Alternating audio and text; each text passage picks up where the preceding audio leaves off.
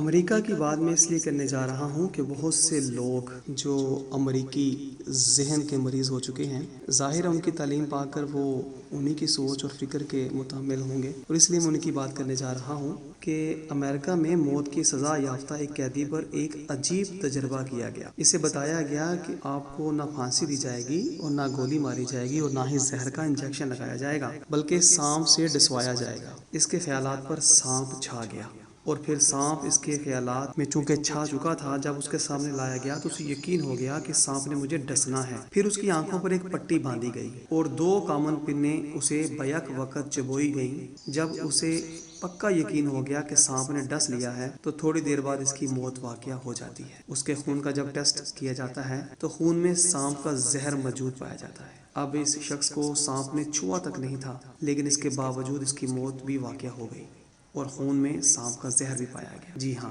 یہ تھا خوف۔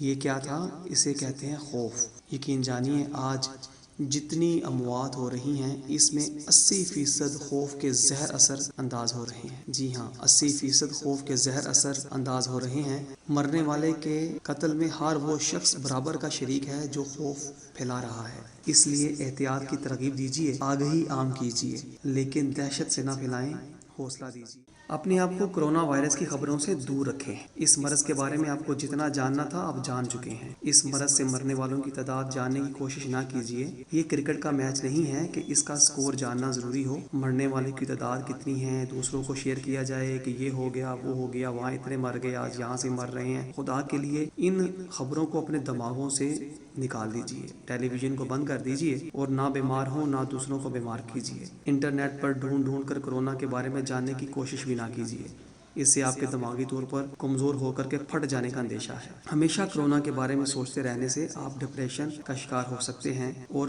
جو نروس ہیں وہ بریک ڈاؤن کا شکار ہو سکتی ہیں۔ قرآن مجید، دینی تعلیم یا پسندیدہ کتابیں پڑھ کر وقت گزاریے۔ بیوی اور بچوں کے ساتھ زیادہ سے زیادہ وقت صرف کیجیے اور انہیں تعلیمات اسلامیہ کے نور سے روشن کیجیے اور خود بھی روشن ہونے کی کوشش کیجیے۔